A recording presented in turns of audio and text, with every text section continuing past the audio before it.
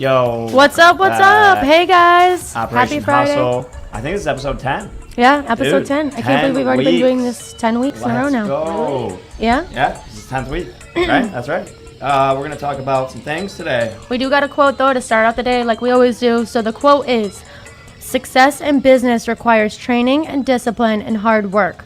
But if you're frightened by these things, the opportunities are just as great today as they ever were."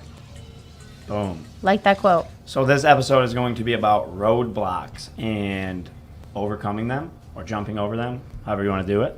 I'm going to start this off with a kind of a story of how my journey started in this whole fitness industry. I think we talked a little bit on this before, but I never announced that I ended up failing my CPT test. Actually, I think you did, but That's all right. I failed it 2 times. And the first time I failed it, I was extremely upset. yeah. And, you get that feeling of wanting to give up and quit, and the world is against you. So, I decided to study a little harder the second time around, and your boy fucking failed it again. So, I actually remember physically breaking my steering wheel. That's how upset I was. Did you really break your steering wheel? Yeah, this was the old That's crazy. Altima. So, sorry, Hold RIP on. to the Altima. We don't have that anymore. But, so long story short is, I failed it for the second time. I really wanted to give up after that. I was very disappointed, upset, and I felt like I just wanted to quit. But then I regrouped, I reset my goals, I studied my ass off, and I passed that damn test, and now I own a gym with 4 other trainers with us. Right? That's 4 now, right? Yeah, 4 of us. Let's go, Team Abs Fitness. But it just proves that if you do put your mind to something and you don't quit, because once you quit is when it's over and you can't really go. I mean, you can go back, but it's going to put a damper on your day. So that roadblock, I just kept moving forward, even though it just kept showing up in front of me. And, we got through it, and now here we are. I own a gym, which I wanted to do forever, but I never thought I'd actually do it. And So thanks who to pushed the you to wife that? over here. Oh, yes, Yeah. yes, there it is. For remember that giving story. me the extra motivation, the drive, and all the success that we've had so far. I wouldn't be able to do it without her, and now the rest of the team, which we thank so much for helping Yeah, us out thank on you, the daily. team. So, any of you guys have a roadblock story? I know, obviously, everyone always has a roadblock in their life, but I'd like to hear more from you guys. So I'm going to talk about just talking to my twin brother the other day because it leads into our little Tim and roadblock. Doug. Tim and Doug. So we usually been setting up phone calls every bi-weekly to kind of go over their plans of their business, and I've been helping mentor them a little bit. But so anyways, we didn't have a call set up. They didn't text me, so I figured maybe they, were busy or whatever. And I just was like, you know what? I'm home early. I'm going to call Tim. And so I called him because I normally FaceTime him, and they both answer. And so I FaceTime, he picks up.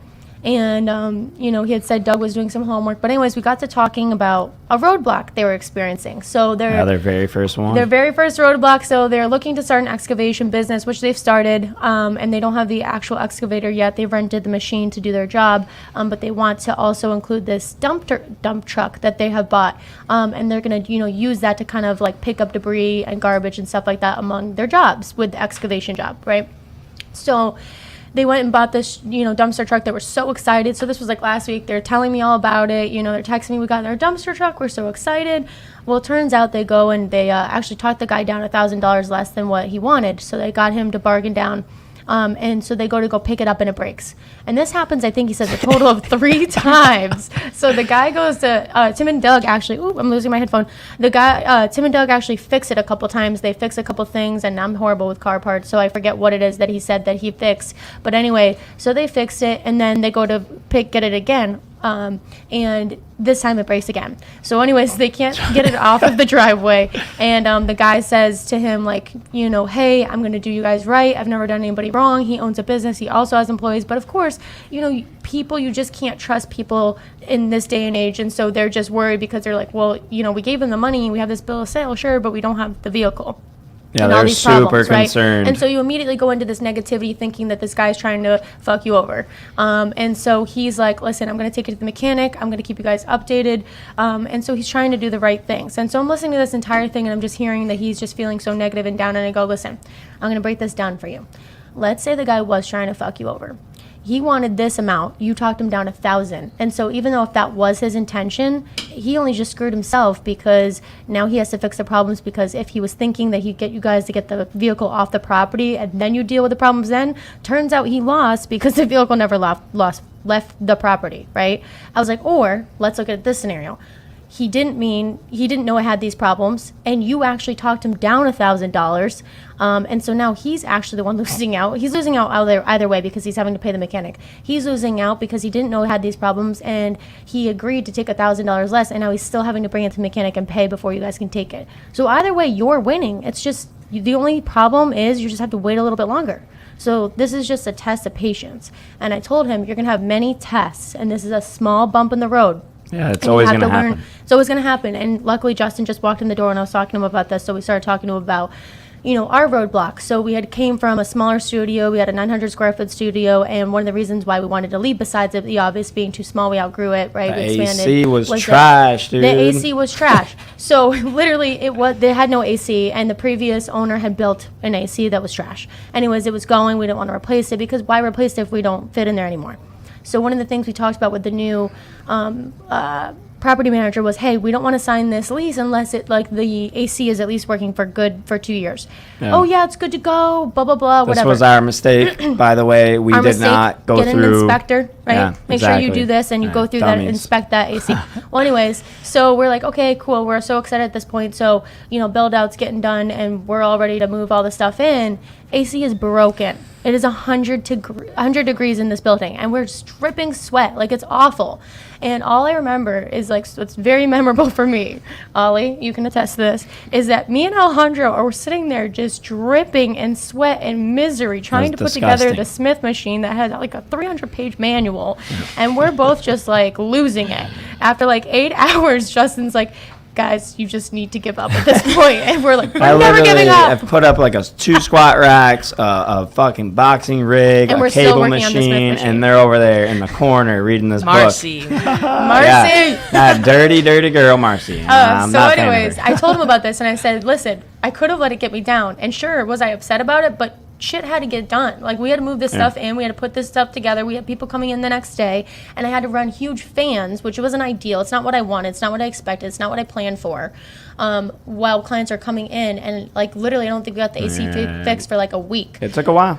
So Longer than we wanted. turns out we just recently had to replace it altogether, a new one. Yeah. So talk about roadblocks, guys. That's mine, and that's my twin brother's roadblock. So you're gonna have roadblocks. You just have to learn to not let those completely bring you down and deter you from the goal, because there's always going to be bumps in the road, and life gives you lemons, and you decide how you make lemonade.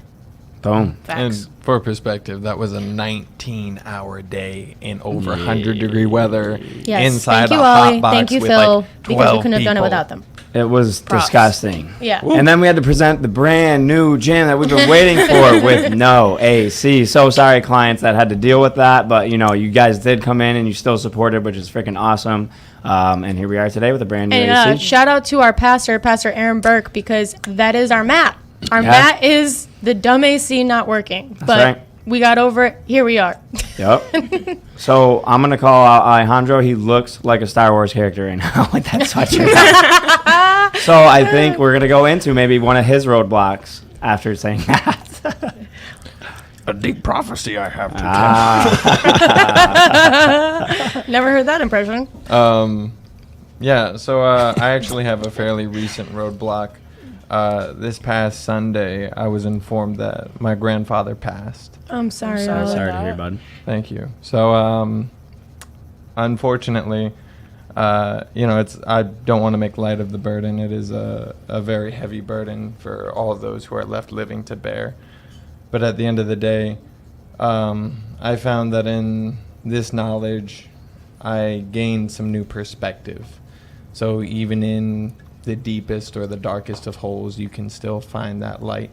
And in this particular case, I did find that there's a relationship that I have been neglecting when it comes to my family, and that's the relationship with my father. And, there's a benevolent being, I believe, watching over all of us. I believe that God did bring certain lights to my path when it came to finding this and coming to this realization that I needed to forgive, accept my emotions, accept my failures, accept the failures of my father, and understand that he was what I needed, and he really provided the father figure that I needed at that time, and he didn't have to. So I've come to a greater understanding of who I am and why I am that person, and I've come to an understanding that fatherhood, no matter the situation, is a very heavy burden to bear. We will all make mistakes pursuing that path and pursuing being the person responsible for, let's say, teaching and especially bringing in more young people into this world.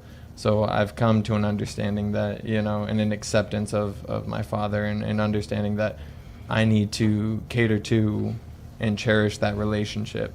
So that's been my most recent roadblock. And, the reason I brought God into it was because along the way, there were a certain few key components that brought me to this realization that I don't believe I ran into by coincidence. One was a podcast with Joe Rogan and an incredibly insightful man. I actually sent this podcast over to Justin and Abby because it was so insightful for me. The man's name was Jason Wilson, and basically he is just a father figure, a mentor, a role model to all of these kids in a very impoverished and violent area.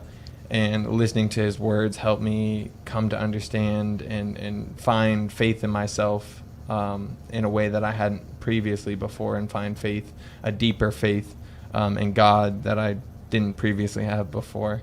And, they discussed a variety of things, but at the end of the day, it was a deeper understanding of how there's a very specific quote by a man named Miyamoto Musashi. He was the most deadly swordsman in all of Japan's history.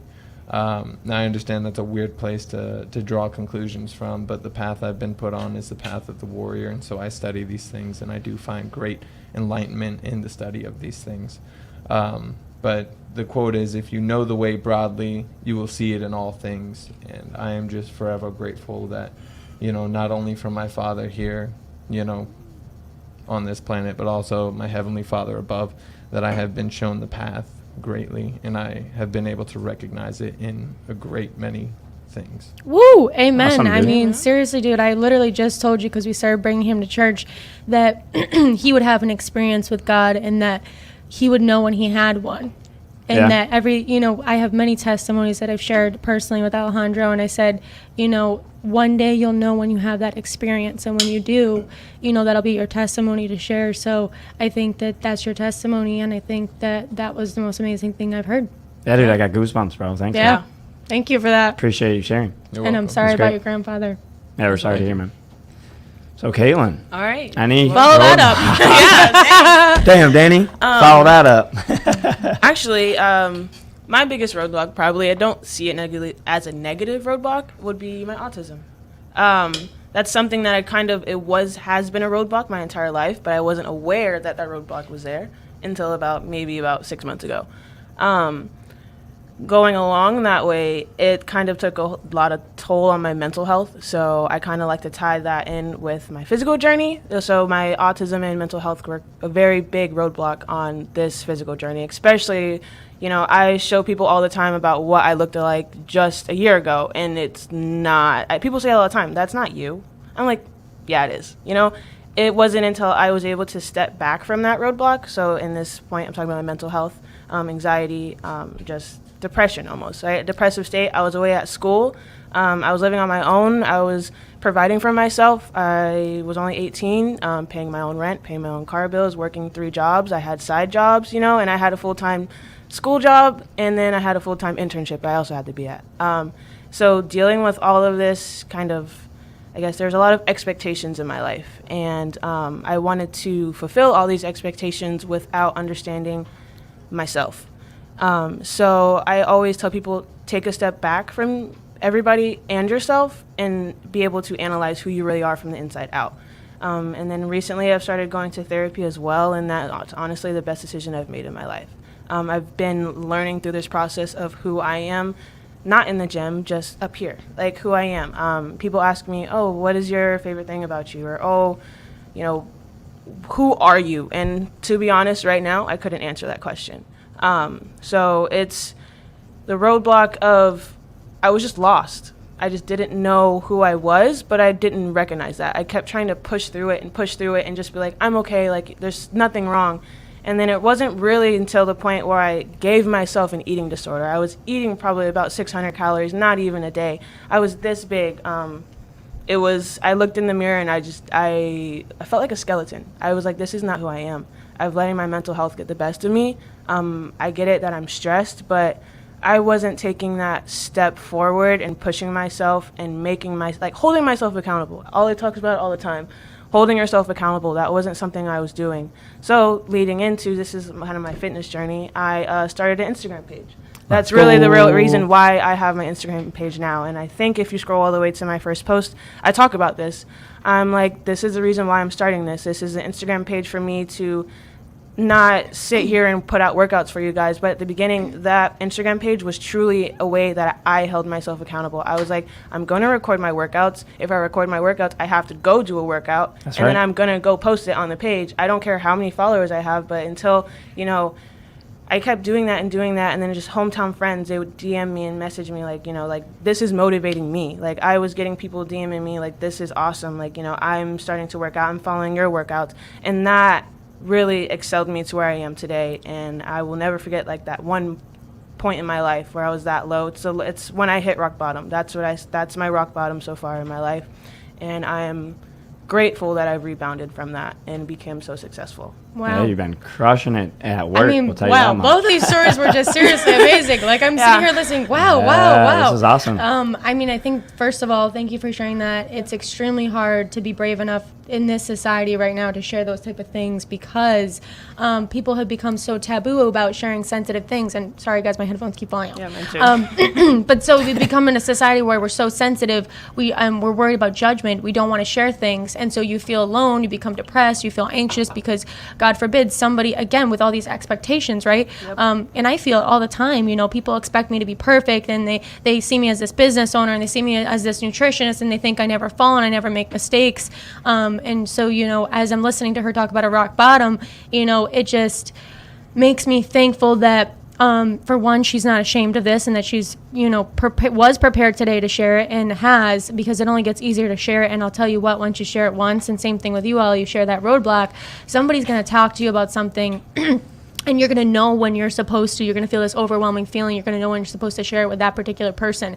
And it may not be the same exact story, but the point being is when you tell that story, there will be something that you can relate to, a feeling, an emotion from your circumstance to their circumstance. And that's what helps us connect with our clients and what makes us so different, because sometimes people do open up and share such personal things. And one thing that I do share often is, hey, I've never been obese, but I shared my journey about being an alcoholic. And so, it is very taboo. I mean, I really don't even discuss this actually with my adoptive family, and I really don't even discuss this with, like my siblings, my journey. So Mom, Dad, Tim, Doug, guys, siblings, if you're hearing this, yeah, I did. I actually was a lot more severe than I probably would have wanted to share about. And sometimes I just kind of avoid even talking about it, even though they know I'm sober. They never seem to ask further than that, just because I think they want to respect that it might be private for me. But I didn't like the person I was becoming. I could no longer have just one drink. It was multiple drinks until I'm binging and I'm blacking out and I'm saying things and doing things, especially in college. So, I'm sure there are people from college that remember me to be this person, and it is very probably odd for them to see me now successful, because they probably labeled me as that drunk, that girl that's never going to make it. She's never going to make something of herself outside of college. And the path I was going down, I wouldn't have. And it really took me a lot of self-reflection, and it took a very rock bottom for me to realize that I had a serious issue and I needed to get help, and I didn't just say, oh, I'm going to quit drinking, and I threw out bottles out of my house. Like, I went to AA So You took if you're action. listening to this right now, I'm a real alcoholic. I had a severe problem. And I went to AA and I got sober and I got a sponsor. And I remember calling my biological parents and telling them, like, because I was so embarrassed of being judged, like, I think I have an issue, you know, what do I do? Because I remember them taking me to AA when I was younger with them. And I remember, like, seeing my mom and dad get up and say, hi, I'm Charles, I'm an alcoholic. Hi, I'm Nicole, I'm an alcoholic. And so it was familiar for me, and I knew it was a place that I could go. I just was really, really nervous to go. And so shout out to the place that I went to. We normally, like, the unspoken rule is you don't talk about it, right? But in AA, but they shout out to my sponsor and shout out to the place that I went to, because I went to a place where there's a lot of older people, but I didn't want to be around younger people.